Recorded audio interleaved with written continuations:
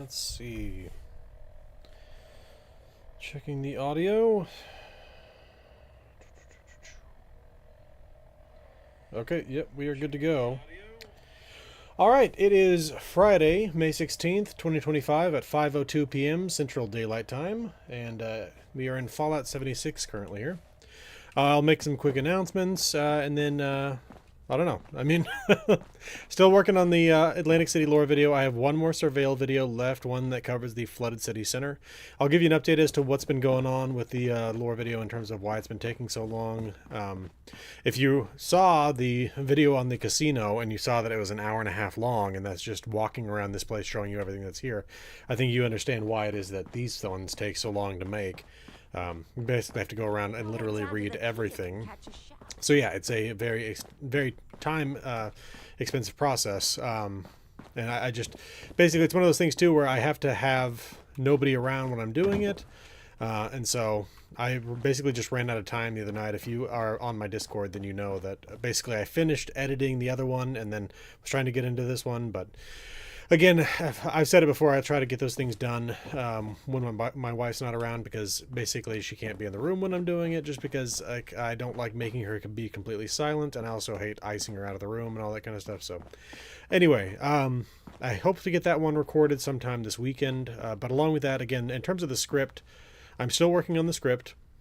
I would say I'm half to 2/3 complete with it. I'm not entirely sure just yet. It is going to be a very long video, one of my longer ones, definitely not the longest. I think that will still remain with, I think it's the Responders video that's the longest currently still. But regardless, there is a lot of content to Atlantic City. The things really that have been slowing me down the most is trying to iron out the difference between what people say and what the truth of the matter is with a lot of these things. So like... And sometimes you'll even have contradictory statements, but one of them will be much more sure than the other one. So specifically, I'll give you an exact example of this. I was trying to figure out how long Jersey Devils had been an issue within Atlantic City. In fact, we can go outside and I can show you the Jersey Devils if you haven't seen them before. But basically, you have two statements made by Anthony Russo, the patriarch of the Russo family, a former underboss within the Lombardi family. He calls himself a capo, but his position likely seems like he would technically be called an underboss. Regardless, the point he says, at one point he says that the Devils started showing up about 10 years ago. So when he says it like that, when he phrases it like that, you could literally take it to mean 10 years ago, or maybe even, 9, 11 years ago, something like that. But then we get a much more specific piece of lore related to the Jersey Devils, which is related to the fact that he kills a man who was addicted to devil's blood, the drug made with devil's blood, made with the blood of the Jersey Devils, I should say. He killed one of these men in front of his daughter, and his daughter calls this basically the day that she learned who her father really was. Now, he did that. She specifically recalls it being 14 years prior. Now, it's 2104 when you get here in Atlantic City, meaning that he killed this person in 2090. Meaning that Devil's Blood, well, the Jersey Devils would have... Oh, went in here when I needed to go to the roof of Quintino's. Jersey Devils, again, they must have arrived in Atlantic City sometime in the late 2080s at the very latest. So, again, this is the sort of thing, and this is, again, one of the more minor ones. The more serious stuff is just like trying to figure out exactly what people's mindset was, and then also trying to nail down some of the timeline. And trying to figure out also like what some of the factions were really doing for about a decade.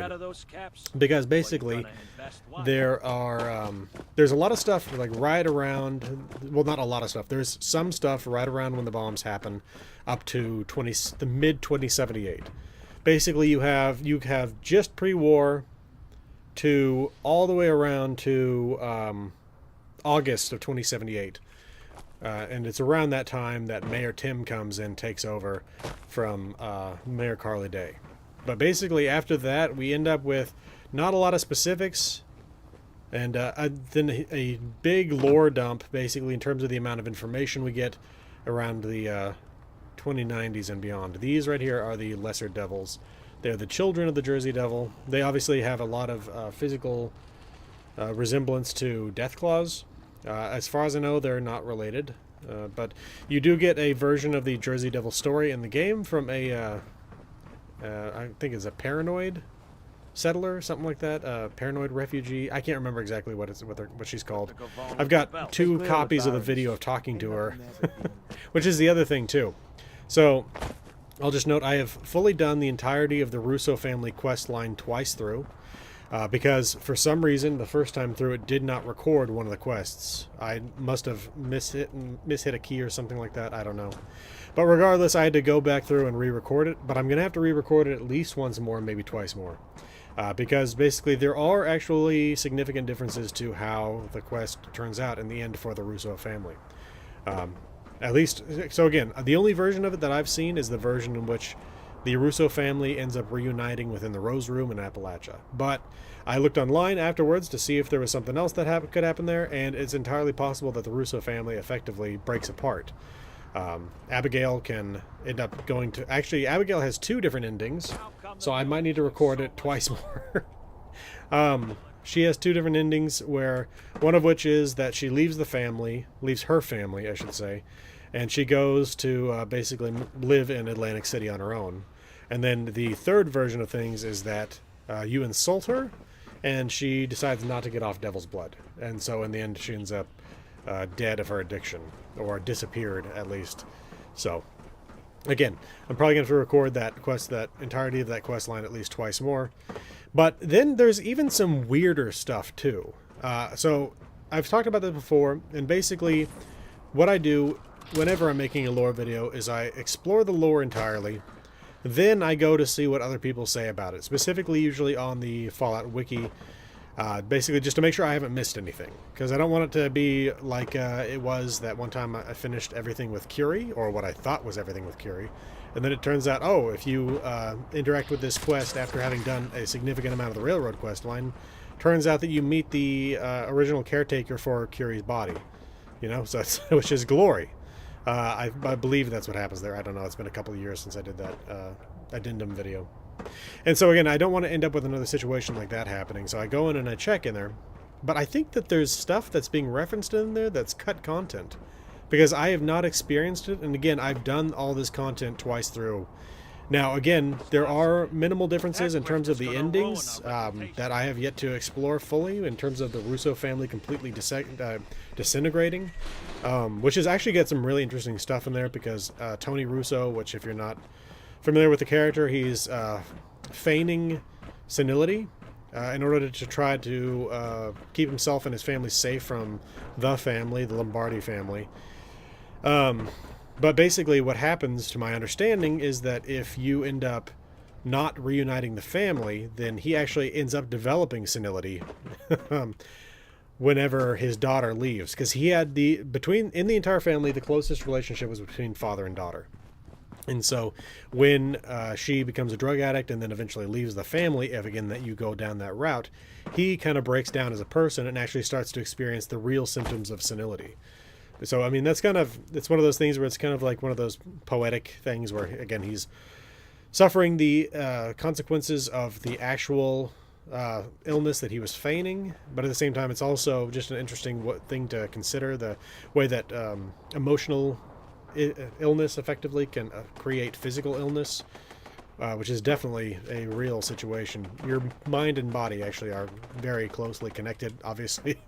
Your brain's inside your head, obviously. I'm talking about the way that hysteria and stuff like that, like crowds can affect each other, and also in the way that, again, your basic outlook on life can really be the difference between life and death when it comes to certain conditions. But regardless, again, I've got to record this additional content. But okay, so the point I was trying to make, though, was there's a significant difference in terms of all the content I've explored and some of the content that I've seen on the wiki. Now, there's basic, things where you can have basic disagreement with someone. So specifically, what I'm thinking about here is I saw something on the wiki where someone was saying that Don Quintino effectively saw Antonio as the son he never had. That's not even close to being my interpretation of it. My interpretation of it is that Don Quintino saw Antonio Russo like a brother. Basically, the brother he never had. And yes, he was, Don Quintino was sterile, according to Tony, and so he never did have any children of his own, and so when he was looking to pass things on, he was going to pass it on, again, to, like, his best friend, the man who was like the brother he never had. On the wiki, I saw somebody, the author of that specific article, claimed that Don Quintino saw him like the son he never had, but I never got that feeling from anything in there. But again, this is a basic disagreement in terms of interpretation. The crazy thing that I saw was some lines that they had where they were quoting Tony Russo, basically claiming that he was attempting to go out into the Pine Barrens to make a deal with the Jersey Devil, like as in a deal that someone would make with the devil. That sort of a situation where the Jersey Devil in his mind is not some sort of cryptid creature, but rather an actual demon on the earth that he could potentially make a deal with in order to maintain his control or his position within the Lombardi family and potentially eventually become the Don. Now again, I've literally found nothing of that. Again, going through the entirety of that quest line twice, I found nothing related to that at all. So I'm not sure if this is something that somebody came up with. Hey, Southern Modeler 29 and Kingdom of Vinland, welcome to the stream. Hope you all have had a good week. But it could entirely also be that there's simply cut content. Because, I mean, it's always the case that there's going to be a difference between what's in the patch, what's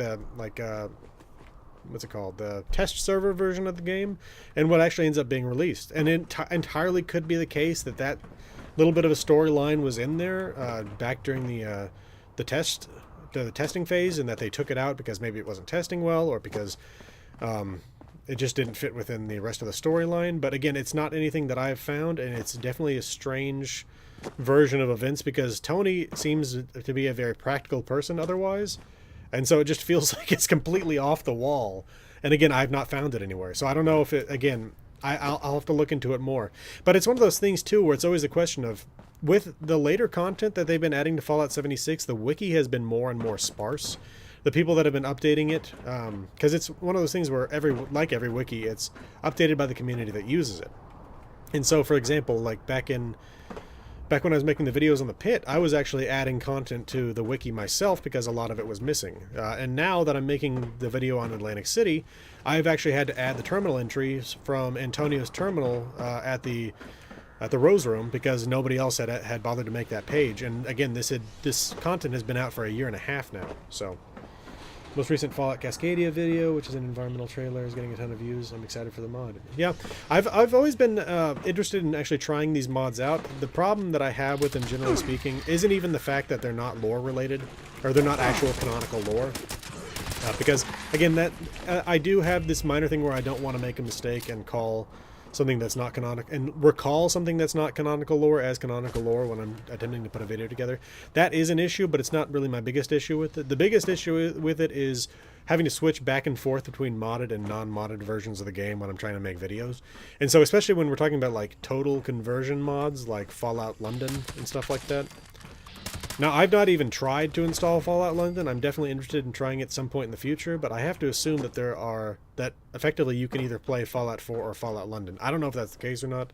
I would definitely have to look into that, but that feels like that would be the case. When you do a complete replacement of the map with an entirely new location, I have to imagine that's something where you have to either have the game such that you can play Fallout 4 or play Fallout London.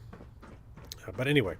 Fallout Cascadia, I've seen stuff on that in the past. I interacted for a while with a guy on, I think it was on Twitter, about some of that stuff. He was part of the project, I mean, which I haven't talked to that guy in a while. I don't know if he's maybe not on Twitter anymore or something, but it was interesting to talk to him. But yeah, I'm definitely interested in seeing more about that stuff. And like honestly, we've seen some really good stuff come from alternative teams lately rather than just Bethesda. And again, this is not in any way to denigrate Bethesda, but I mean, they've got their hands full making Elder Scrolls 6 right now. So I would welcome them basically giving Obsidian another whack at it, or maybe even some other teams. Like they've got a team that's currently making the content for Fallout 76, I believe. I don't think that there's that much of a Bethesda presence on that anymore. I think there is still some, but I think it's mostly this third-party company. I don't even remember what it is off the top of my head. But again, I would welcome them allowing more people into that space. So we'll see what happens with that going forward, though. If I look a little weird today, And I don't know, I'm pretty small in the corner there. I'm not wearing my glasses. I accidentally broke them, so I'm currently wearing contacts. I don't really like contacts. It may not be all that obvious in a tiny little part of the screen, but I actually have an enormous head. And because of that, I've got very large eyes. They're not large proportional to my head, but they're large in general. It's such that I wear the largest size of contact that they make. And they dry out very quickly. And so I have to basically change my contacts like every 4 hours or something like that, or my eyes are just like red. So anyway, though, again, if I'm looking a little weird, that's why. It's because I'm not wearing glasses. What else was I going to talk about? Oh, I finished the Starfield charts. At least the basic level of it. In fact, I can pull that up because I've got that over here real quick. And this won't be long, I promise. I know a lot of you aren't really big fans of Starfield. I'm just going to talk about this a little bit here. But I ended up going through and I ended up making this this data such that I can get totals at the bottom, including percentages that you can then also get. So, for example, you can see here that there are 1,702 planets total you can that are in existence, of which 1,448 you can actually land on. 147 have breathable air, 182 have life, and that gives you these percentages here. And then, yeah, I really enjoy the aesthetic of Starfield as well. You come over here and you can see the different amounts of different, like 8.64% of the planets have an oxygen atmosphere. 9.17% have a carbon dioxide atmosphere. A full 55.76% do not have any atmosphere at all. And again, I've got that for the water, the traits, the biomes, all that stuff. Now, again, all this colonization data here, and then I'm going to start making more of these little individual charts. For example, this one here is unique resource colonization data. So if you're looking for basically a list of the planets you have to settle in order to get to all of the unique resources, in this case of inorganic, we're talking aldamite, aqueous hematite, andesite, rothosite, tacine, beryl, and vitinium. Those are all found on these planets here, whereas also you've got gastrodolite, high tensile spidroin, immunosuppressant, luxury textile, memory substrate, and neurologic are found on these planets. Now, a quick note here, neurologic is unfarmable, and the same thing is true about aqueous hematite, or aqueous, I don't know. This is found only on Mars, and it's something that you can only mine by hand. It's only used in a couple of things, mainly in stims and stuff like that. And neurologic, though, actually is used for some pretty interesting stuff. But again, this is just to hopefully help people who are looking to settle planets and stuff like that. I'm going to make other ones that are like all planets that have life, all planets that have a breathable atmosphere, stuff like that. So anyway, though, the main charts, though, are done. If you're interested in that stuff, I've linked them in the description for the video. So, again, back to Fallout 76. This is kind of crazy because I was hoping to have all this stuff done within the month of April. Obviously, I got a little bit behind there making the video on Fallout 4. That one wasn't done until the 11th of April, but even then, I will 100% admit that I got completely distracted by the shadow drop of the Oblivion remaster. I talked about this last week, but I beat the game. I'm done with it. It's no longer going to occupy my time, but it did take up like 86 hours of last month, and I apologize for that. I will make that up to y'all. So I'm currently working again on getting this Atlantic City video done as quickly as possible, but also making sure that I don't make any mistakes. And then at the same time, I'm going to get you that last Surveil video, hopefully by Monday. Again, these areas are absolutely massive. I'm hoping that the Flooded City Center will maybe be shorter than the Casino District one, but it's still quite long. It's quite a large area, so we'll see. And there are 2 areas that have a lot of terminal entries and notes within them, so it will definitely still take some time. And it's one of those things where it takes me an hour and a half to an hour and 45 minutes to record these things, and then a good 3 to 4 hours to edit them. So it's going to be an evening to get one of those things done fully. So let's see, what else do I need to tell you all about? Again, I've given you some information about the discrepancies I'm trying to work through here. I've definitely been really enjoying the general story that comes with Atlantic City, and I think that I have all the information now to be able to tell you. It's like one of those things where I'm still working through some of the kinks. But generally speaking, I think I could tell you the general story of what's been going on here in Atlantic City. Again, there are large breadths of time where it doesn't seem like much was going on. Basically, just your average day was the municipal government producing power, water, manning the emergency services line, sending out rangers to go out and kill the overgrown, the mafia making and pushing drugs and alcohol, working here in the casinos, hiring on the showmen to come and produce shows here, the showmen out on the boardwalk producing shows. Eventually, within the past, I don't know exactly how long, I still need to figure that out, within recent years, developing the most sensational game, which then basically got monopolized by the Batsuri twins, which then is part of the thing I've been trying to nail down exactly, and it's one of those things where I still got to just think through it a little bit, is nailing down exactly why every part of the groups were basically funding travel to Atlantic City. Because if you're not aware of how it worked with the Pit, which I know some people who watch my stuff, basically their only experience with Fallout 76 is through the stuff I produce. So I'll just give you a basic understanding of it here. With the Pit, you had to do a bunch of dailies for the responders in order to have them fund your trips to the Pit, to then do more work for the responders. Now, technically, once you're within the Pit, you're doing work for the Union, which is a local faction up there. If you're interested, you can watch my lore video on the factions of the Pit. But with Atlantic City, the factions of Atlantic City are actually the ones paying our way to get to and from Atlantic City. So with the municipal government, they're looking for aid against the overgrown. With the showmen, I think that the actual reason that they're putting funds into it to get people out here is specifically so that they have people who are willing to fight and likely die within the most sensational game. That's the entirety of the reason they're doing it. Basically, Mother Charlotte and Veracio Cruz are so annoyed by the fact that the Batsuri twins have been monopolizing the games, basically like winning them every single time.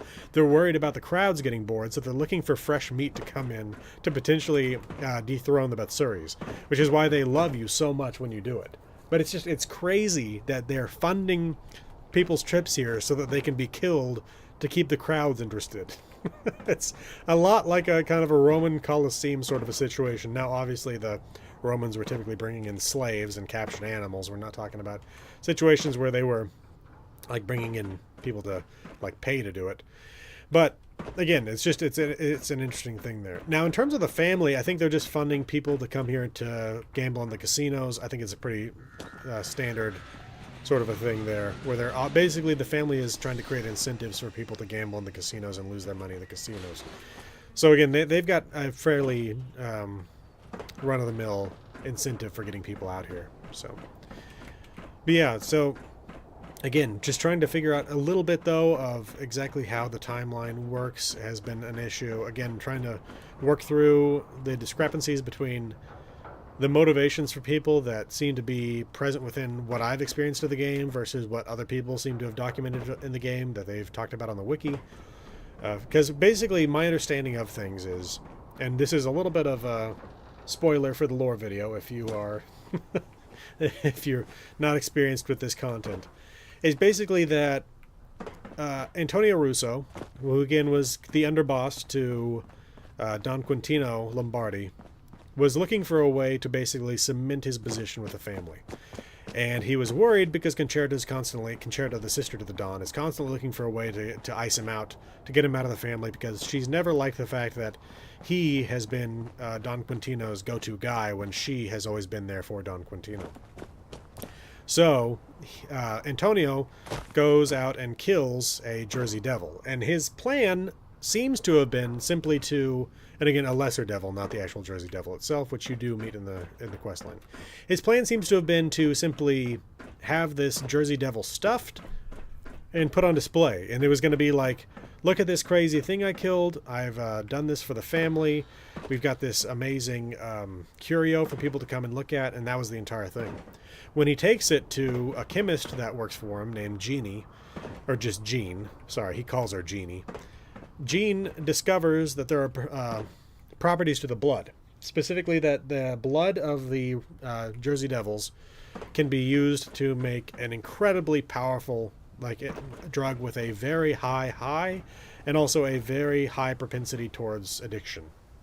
It's something that she says chemically appears like an opiate, but performs like a depressant, in such that you get an extremely high high, like it does a huge amount of mental stimulation, while at the same time it basically relaxes the entire body.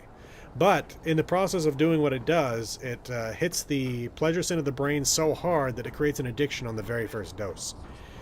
And so this is the drug that they initially start selling. Well, it seems that it's probably not long after this point that Antonio Russo realizes he's got to get out of Dodge or he's going to die, because Concerta is getting sick and tired of him being around. And part of this also deals with the fact that Don Quintino got addicted on Devil's Blood. Now this, I don't think, was in any way what Antonio Russo was attempting to have happen. Oh, well, thank you. welcome to the stream. I'm not going to say your name there, but I'm glad you enjoyed the video. So yeah, again, I don't think he intended for Don Quintino to get addicted to the drug. I don't think he intended for him then to basically become ill with it because of how addicted he became. But again, Concerta just got sick of it, and Antonio had to flee. So Gene, the chemist, then goes ahead and starts producing a synthetic form of Devil's Blood. The problem is that you can't get somebody off Devil's Blood without an actual sample of Devil's Blood. And I mean the real Devil's Blood, the stuff that comes from the Jersey Devils themselves. And it turns out you actually need blood from the Jersey Devil itself. Not just the Jersey Devil's children, in order to make a compound that's strong enough to actually break a full addiction. Now, the weird thing that I've been trying to figure out here is exactly how aware people were that the Devil's Blood actually contained Devil's Blood. That is to say, how many of them knew that it was a real name based on a real material property, and how much of it was people just thinking it was marketing? Because when you talk to Evelyn Russo, Antonio Russo's wife, she literally thinks that the name is nothing but marketing. She had no concept that Antonio was the creator of Devil's Blood. In fact, none of his children knew that he had any part in the creation of it. And so she doesn't believe that it's actually Jersey Devil blood. She doesn't believe in the Jersey Devil. Vin Russo, her son, and Tony's son, they both know that the Jersey Devils are a real thing. He knows that Jersey Devils are a thing, but doesn't know what they are. He has seen the little spindly legs and horns and stuff like that as a silhouette on a rooftop in the flooded city center. He doesn't know what they are, though. I guess, again, so the question for me is, like, how much of it is people not knowing that it actually comes from these Jersey Devils? Because part of the whole issue here is that there's this little irony that Concerta gets rid of Antonio Russo, basically because she's needing him out of the way so that she can then become the Don. But at the same time, her brother, who she does love her brother, she doesn't want him to die. The only way to potentially cure him is to then use the drug, like basically use the substance that can only be brought to them by Antonio Russo. So it's like she got rid of the only way to save her brother and the way to basically make her way forward, which I don't know, is that irony? Probably not. I'm probably misusing that in the same way that that song Isn't It Ironic basically misuses the concept of irony multiple times. Anyway, though, there is some irony there. It's just, it's not in the way I was thinking. But regardless, it's this whole thing too where, like, Antonio's like wanting to use the blood. Let's go ahead and head to the Rose Room real quick. Nope. Because there is a Jersey Devil within the Rose Room, if you're unaware. It is an area that's locked up and hidden behind locked doors.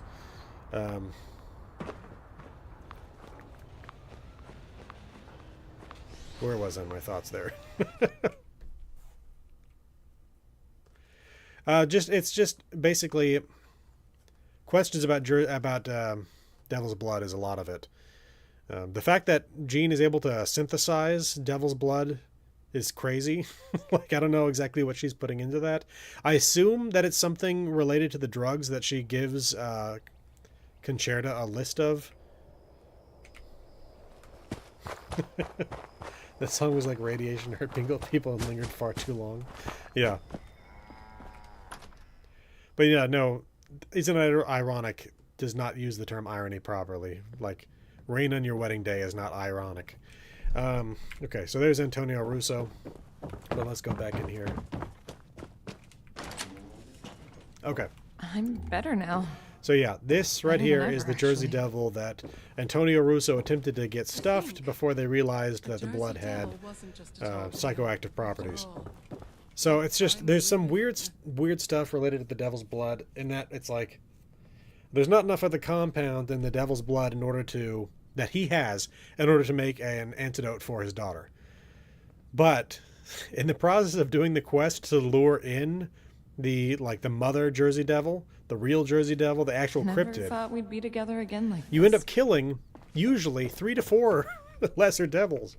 And it's like, you telling me that I can't take the blood of 3 or 4 of these things and produce a version of the compound that would be on par with the blood you'd get from the progenitor? It's a strange thing that I don't fully understand. I mean, I guess it's one of those things where they're juveniles, but yeah, they're all going to eventually grow up to be Jersey Devils. But I don't know. I guess it's one of those things where maybe at different levels of their development, they have different chemicals within them or something like that. One of my favorite versions of that in science fiction is I within. guess luck really can be turned around. What is it called? It's a book by Larry Niven. I wish just once we could keep it It's together. called like Beowulf's Children, something like that. Yeah, True Irony is referring to it as a song. That's mean. Where was I? So basically, in this book, a bunch of settlers, colonists come in from Never thought Earth. we'd They be together travel again over like a very this. long distance. There's this whole subplot where there are a bunch of people that were basically frozen and then come back, and a lot of people have basically this illness that comes from that, where they have mental degradation and stuff like that caused by having been frozen for as long as they were. But anyway, that's not the important part here. The important part is that they land on this island and they find this interesting aquatic life within the rivers I'm that they start better now. harvesting as food. Better than ever, actually. And they eventually discover that it's actually basically like the larval stage of a much larger creature, one that will absolutely just devour them. So in a way, it's kind of like the heat leeches and the terramorphs in Starfield. But yeah, it's one of those things where maybe the lesser devils simply don't have the chemicals within them. Like, maybe it's not the case that the chemical's not at the right concentration, the way Gene says it. Maybe it's more so that the chemical's not the right chemical, and that it's basically like a version of the chemical, but the one they need is actually different, not just stronger. So let's see what else to talk about though with the Atlantic City stuff, because I don't want to give all of it away. And because I mean, I'm in the process of making a video. I'm writing a script. I'm up to 13 pages on that script currently, and again, I think I'm half to 2/3 of the way through it, probably closer to half, if I'm being honest with myself here, simply because I haven't written anything about the Vault Dwellers' interaction with the Russo family, which is a big part of it. And I've actually on the 4th version of a draft. I've in the past basically kind of been going back and forth about how to tell the story, and I think I've finally fully nailed it down. And so now it's just a question of writing it out, and again, getting through a few of these questions. But it's in progress. It's definitely not. It's not a question of like not knowing what to do. It's a question of just getting it done. And it's probably going to be something where I'm going to be working on it for another, I'd say 16 hours to get it completely finished. The script, I mean. So we'll see. Hopefully sometime this weekend I can finish that up. And then typically I send it off to my subscriber, the Patreon subscriber, Malcontent, and he takes a look at it, make sure I haven't done anything too crazy with it. And in the process, I'm generally already recording the audio, because it's one of those things where it's like, if I make a mistake in a half-hour long video, and it's like, oh, there's a problem with a line at 14 minutes in, it's like, okay, I can strip that out and replace it, so. But hopefully, again, sometime early to mid next week. Also, I've been talking to Jessica Starr, who has multiple podcasts She does a lot of content related to Fallout 76 and Starfield and stuff like that. And we've been talking about potentially doing an episode of the Starfield podcast that she does. And so I really want to basically finish this stuff up, not just because I want to get the video out to y'all, but because I need to get onto the Starfield stuff, because I wanted to be able to talk about the stories from whatever city it is I'm going to end up covering in the Starfield video, which currently, let me go ahead and take a look at the Discord votes on that. Let's see. Currently winning on the Discord poll for the next lore video is Neon with 3 votes versus Aquila City with 1. Whereas with the Patreon, if you don't remember, I weight the Patreon votes double. Let's see here. Where is it? Looks like I've got 1 vote for Hopetown and 1 vote for Gagarin Landing. So again, those are counted for double. So overall, currently I have 3 votes for Neon, 1 for Aquila City, 2 for Hopetown, 2 for Gagarin Landing. And I will need to check because I count... Well, no. Never mind, that's right. I count subscribers, YouTube subscribers. I count their votes double on the Discord. Because I can see... Hey, Samantha Park, welcome to the stream. Hope you're having a good week. I can generally see if they vote on the Discord, I can see your name if you're a YouTube subscriber, and I can double your vote there. So, or actually, I would say triple it, because again, I've made it so that if you're a Patreon subscriber and you can vote on the Patreon poll, and you can vote on the YouTube poll as well, and then I can count your vote 3 times. So again, if you're a YouTube subscriber, same thing. You'll get 3 votes from your vote on the Discord. So, again, I want to get that one done. I want to get on that one as quickly as possible, but I don't want to give this one less of my time than it deserves. So, I'm very much looking forward to telling you all this story, because I think that they actually did a very good job putting together the lore for Atlantic City. Far better than I was expecting it to be, honestly. It's not one of those things where like I'm expecting it to be bad, but I feel like they put more work into this than I thought they did. So, just because a lot of it feels like it actually fits together quite well. There's a lot of like little stories hidden in the mix there. For example, I'll tell you this quick one, just because I think it's an excellent part that basically relates to the overall story, but it's not itself actually directly involved in the overall story. So, within the storyline for the family, again, we talked just a minute ago about how Quintino Lombardi is addicted to devil's blood. He gets ridiculously addicted to it. And it's a drug that's extremely expensive because, again, initially it's actually made with Jersey Devil blood, later it's synthetic, but at the same time it's still very expensive in terms of the components that go into it. Well, he doesn't want anybody to know that he's on it, neither does Concerta. They don't want people to know that the head of the family is, like, deadly addicted to devil's blood, and that he's effectively in a downward spiral where he has to keep taking the drug just to stay in the downward spiral and not die. So she is hiding the fact that he's doing this, and there's multiple parts to this story here, and that there's the character, I can't remember it's William Bertucci, also known as Billy Belt Buckles, the mob accountant. She hires this guy who's basically just a kid. Obviously he's an adult, but he's very young, he's very inexperienced. And she gets him to do the books because she knows that she can mold him like clay. And she knows that he'll want to do a good job by her, and by his logic, do a good job for the Don himself, and wants to, make himself look good in the Don's eyes.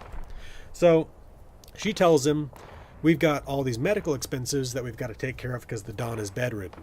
The Don being bedridden is something that's well known, but everyone thinks that he's ill. She's hiding the fact that it's because he's ridiculously addicted to devil's blood. So Billy Bolt Buckles, the accountant, goes in and has to try to hide something like 14,000 caps worth of devil's blood. Again, he thinks he's just hiding medications, medical supplies, doctor's bills, things like that. So he manages to do this, but the problem is because he doesn't know what he's hiding, he doesn't know that there are also invoices of devil's blood shipments that he would have to be altering in order to properly hide what's going on here. So, what ends up happening is that some of the people in the receiving department are noticing that there's 13 liters of devil's blood that come in, and only 12 of it end up on the sales floor. And so over time, this keeps on building up until there's a full 12 liters of the most expensive drug in existence missing. And so they're thinking, this has got to be somewhere within the vault of the Neapolitan, the casino. And so they decide to organize a heist to go after the blood within the casino. And so this entire heist storyline is entirely there because of Concerta trying to hide the fact that her brother is so addicted to devil's blood that he's having to basically drink like a liter of it a week or something like that. It's just, it's a crazy little additional storyline that just goes to show just how far the problems are reaching within the family within Atlantic City. I love the storyline overall. It's very well done, and the people that put it together really should be commended for it. I really approve of it. Again, at some point, once I move on from this, I'll have to do more stories, and I'm hoping that once I get to covering more of the stuff in Vault 63, for example, which I covered on stream, but I'd like to get more deeply into that. I hope that when I start covering that stuff, that it's as good as this. As the stuff for Atlantic City. And it's crazy that I'm, like, because of how I produce videos and because I'm producing videos on 5 games now, I don't always get to cover the Fallout 76 storylines when they're new. In fact, this storyline is a year and a half old at this point. But I'm hoping that when we get around to things like Skyline Valley, it'll be just as good. Now, I have my issues with some of the stuff there, but obviously the main issues that I have are not based in storyline content. For example, my main issue right now with Skyline Valley was the most recent content I did down here was that one where you're trying to manage your own Brahmin caravan, and it felt like it was just kind of half-baked and really repetitive, like, guard this Brahmin, spend 3,000 bullets worth of ammunition to get it from point A to point B, and it's like, okay, so how much am I making off this? It's like a couple hundred caps. It's like, there's no way that pays for itself. So again, it's just the stuff that I've experienced in Skyline Valley outside of the stuff in Vault 63. The stuff in Vault 63 itself I was pretty happy with, and just in terms of how deeply disturbing whatever the overseer of 63 is. I keep mixing up his name with the last Chancellor of Germany. Olaf Scholz is the previous Chancellor of Germany, and I kept saying that instead of the actual overseer of 63's name. I can't even remember it off the top of my head. Anyway, though, it's also interesting because the guy who runs the vault is German, like a German-American immigrant. But yeah, there's a whole lot of interesting stuff there. I'm looking forward to getting to it eventually. There's still other stuff I have to cover in 76. Specifically, I need to remake a few videos. I've talked about this a little bit before. I want to remake the video I did on Beckley. I want to remake the one I did on Welch. I want to remake the one I did on Clarksburg.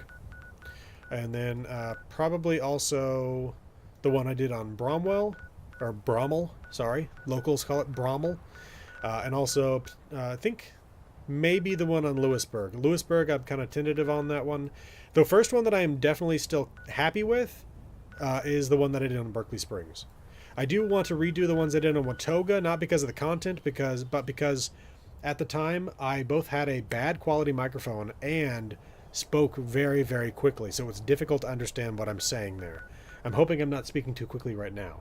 So, yeah, German-American immigration, especially in this context where it's like, yes, the Fallout universe takes place in 2077, but there's definitely a 1950s sort of world. And the 1950s German-American immigration, some of it was 100% legit, but when we're talking about like captains of industry and high-level scientists, there's a lot of Operation Paperclip there, and I think we all know who was generally involved in that kind of thing. So, but yeah, so those are the ones I want to remake. I also want to remake what I did on Senator Sam Blackwell. If you haven't seen that, it's the oldest one that still exists within my standard Fallout 76 lore video library. And the reason I want to remake it is because it's remade in this. I made it in this style where I showed you the collection of all the lore and then constructed it. And that's not the way I like to do it now. I feel like it's clunky, and I want to redo it in a way that Senator Sam Blackwell deserves, because he was an amazing individual. And then along with that, I would need to also redo the one that covers the Dire Chemical Massacre. But other than those, there are a few new lore videos I need to make, one specifically covering Charleston, because I've not actually covered Charleston. I've covered all of the rest of the municipalities within Appalachia. Along with that, I would need to cover the Nuka World on Tour stuff.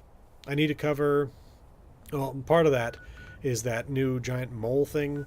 I need to cover Gleaming Depths at some point. I still have not even experienced that content. I know, I need to get into that.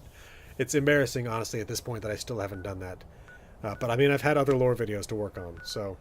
And it's one of those things where, in order to experience that, I'm either going to have to get a group of other people, or I'm going to have to fire up my wife's computer, get into Fallout 76, and effectively be like dual screening it, playing the game as her, because she's not interested in 76.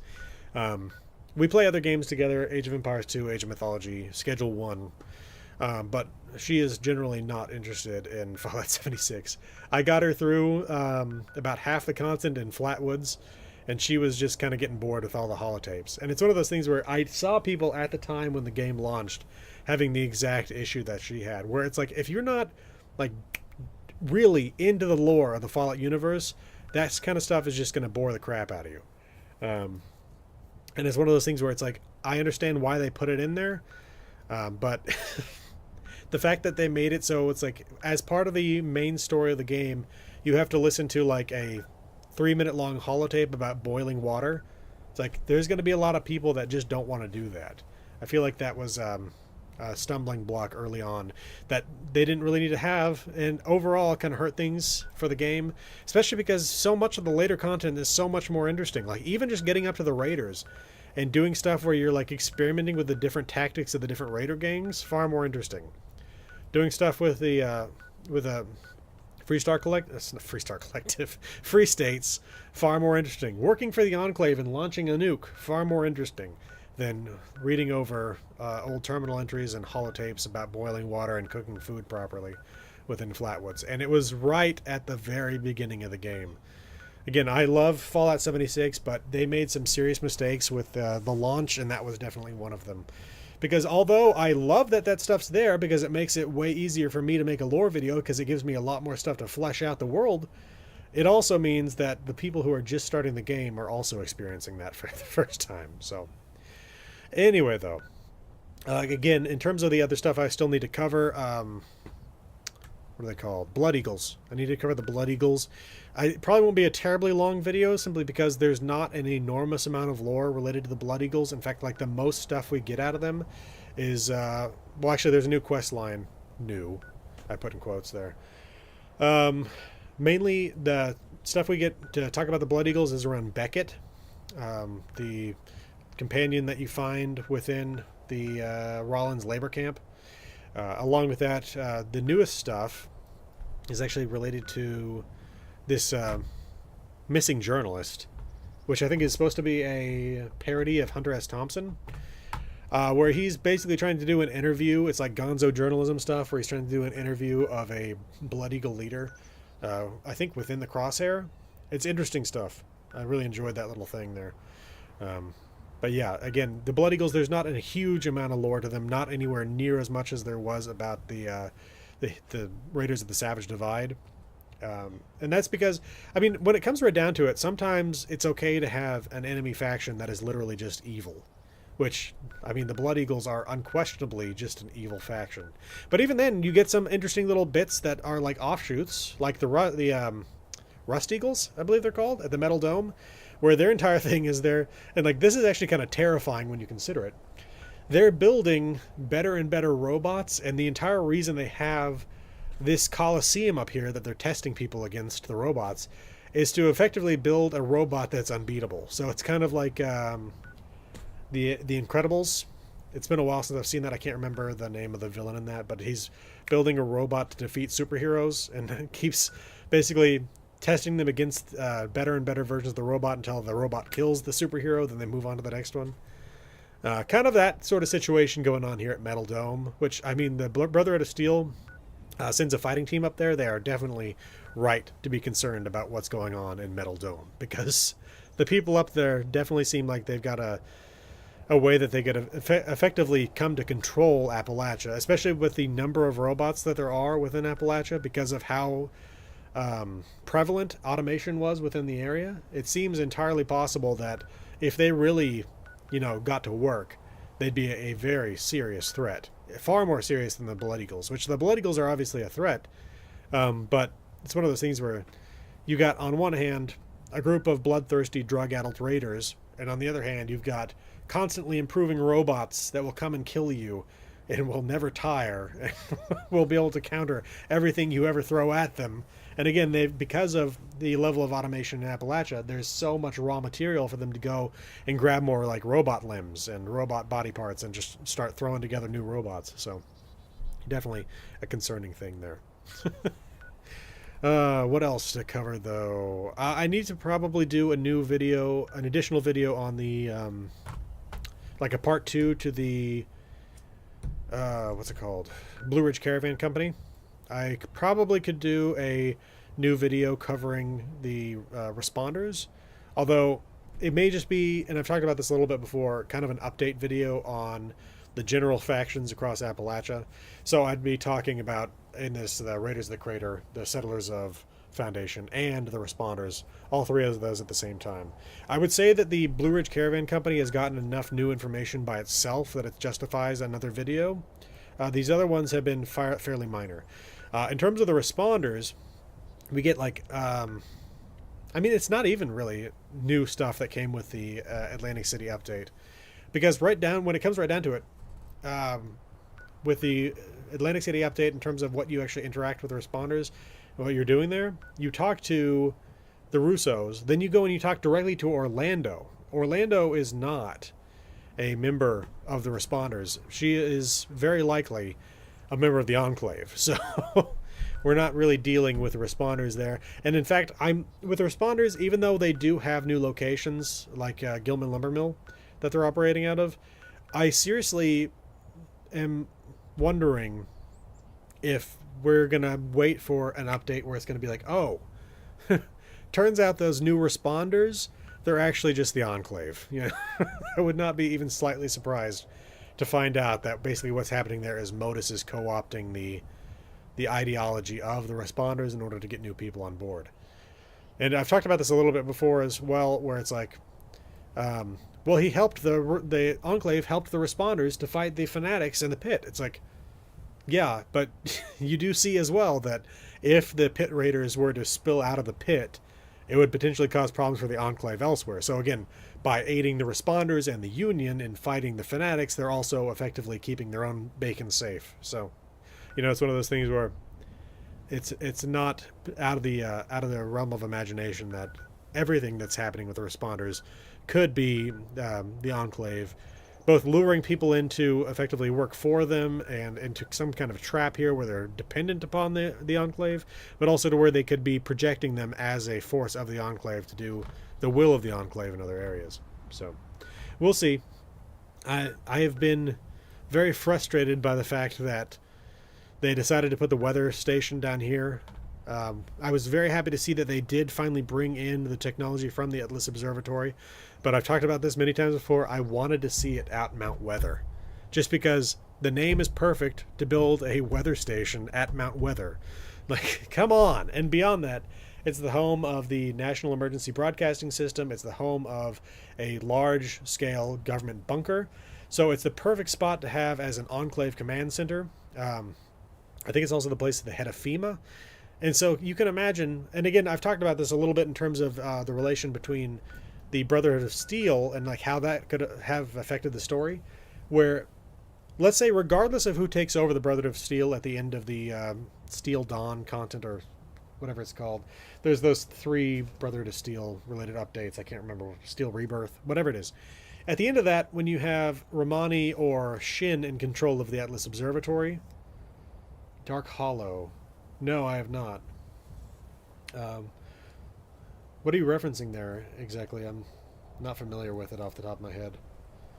But anyway, whoever, while you're getting back to me on that, whoever ends up in control of Fort Atlas, Knight Shin is going to want to make contact with the Western Elders. So if he's in control of Fort Atlas, he projects Brotherhood force down to Mount Weather to try to get a hold of the communication system there. Let's say it's Romani. Knight Shin is thrown off. He wants to make contact with the Western Elders, but he doesn't want to have to walk all the way across the continent. He projects force. He takes what of the Brotherhood has left with him.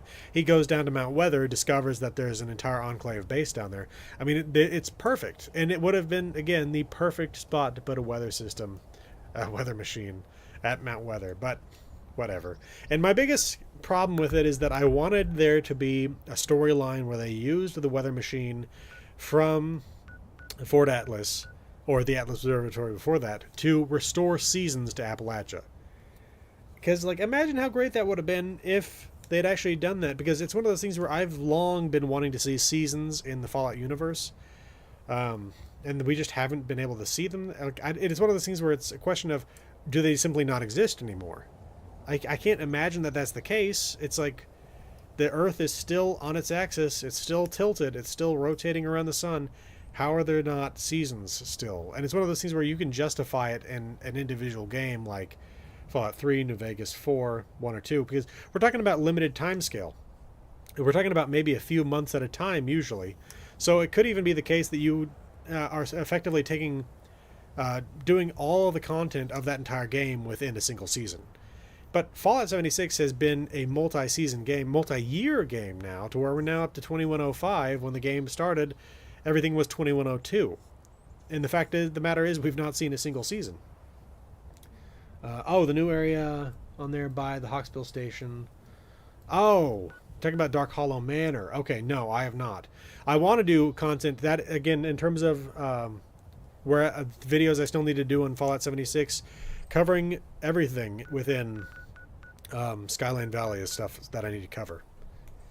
But again, I want to see seasons again, and if there's some reason that nature can't provide them, it would have been the perfect thing to do with the Atlas Observatory weather machine to recreate seasons for Appalachia.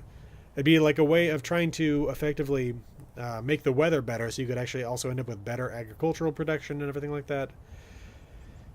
Just feels like opportunity lost there. So, well, getting close to the hour here. Anybody have any comments or questions? We'll see exactly how far I get with the Starfield video before the month of June, but I still do want to take on people's suggestions for what they'd like to see in like a user's choice video. So if anybody has anything that they want to see in the month of June, we've already talked a little bit about things like the military in the Wasteland. We've talked about first responders in the Wasteland, stuff like that.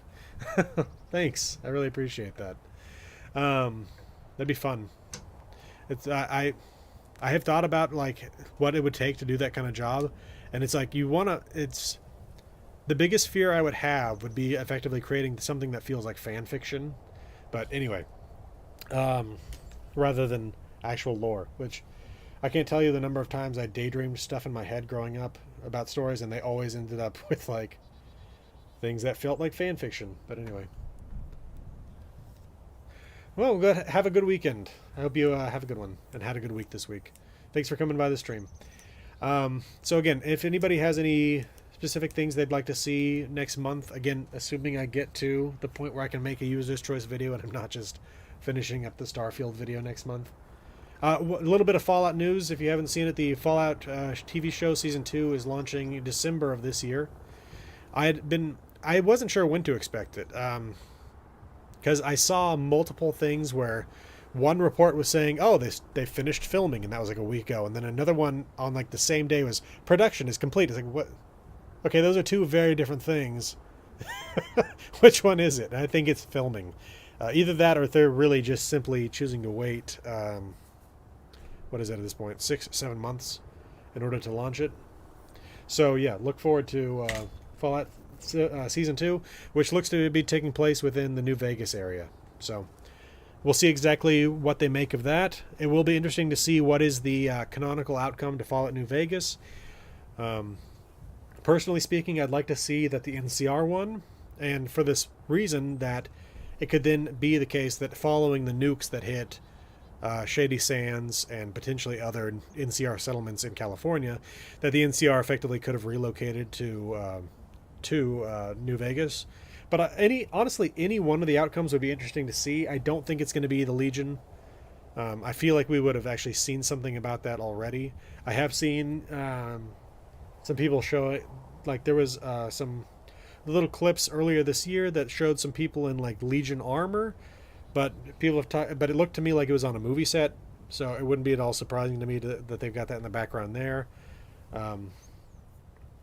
But it would also be interesting to see so the two outcomes I think would be most interesting to see are either NCR or House. I mean, it's one of those things where like the Yes Men outcome is definitely an interesting version of the wild card outcome. Ending is interesting for the purposes of doing it as the player, but I honestly think it would be much more interesting to see either House or the NCR. And the fact that I don't know. I mean, they've got an actor specifically to play House, but I mean, they have used him in pre-war content already, so it wouldn't be anywhere near beyond the pale to see that kind of stuff, to see more flashbacks, because specifically they did release two little teaser trailers, one of which is basically just the Ghoul and Lucy kind of standing at a 50 miles to Vegas sign and looking at the skyline, and they're walking towards it.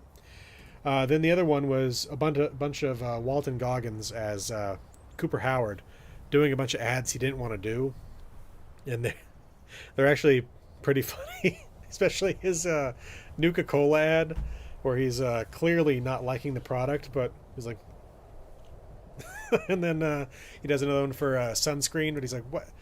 They're selling fallout shelters. It's like, yeah, it's a big company. And then does another one for the Lucky 38? Good Lord, Lucky 38, I believe. House's Casino. I can't believe I just potentially flubbed the name of that iconic location. Anyway, so again, we've already seen House's Casino make an appearance within the teaser trailer content, so it would not be at all surprising to find out that all this stuff with House is simply pre-war.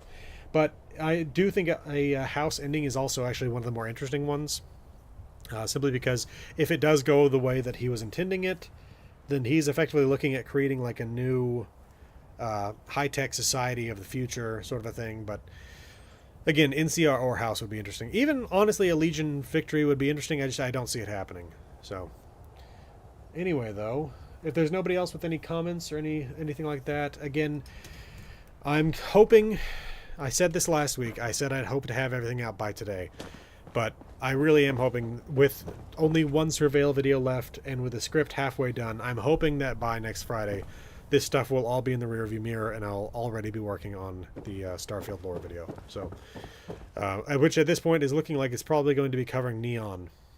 Now, if that vote changes, and I will say this right now, if it ends up being the case that either Gagarin Landing or Hopetown wins, then I'll probably cover both of them. Potentially even another one, because it's one of those things where those are smaller locations where I can potentially cover more story. Whereas if I am covering Aquila City or Neon, it's going to be the entirety of a month that it takes to put that stuff together. Those scripts are very, very, very time consuming to put together. So, but at some point I do need to also cover the content on what's going on Titan. You know, I covered Mars in my video on Cydonia, but Titan also has stuff going on it, and then I could also potentially cover the content that's specific to the Den. It's not much, but there is still stuff there that I could cover in a short video. So anyway, though, it's been great hanging out with y'all. I hope you all had a good week. I hope you all have a good weekend ahead, and I will see you all next Friday again, hopefully with nothing more to talk about when it comes to Atlantic City. This has been the Irresolute Cartographer. See you all next Friday.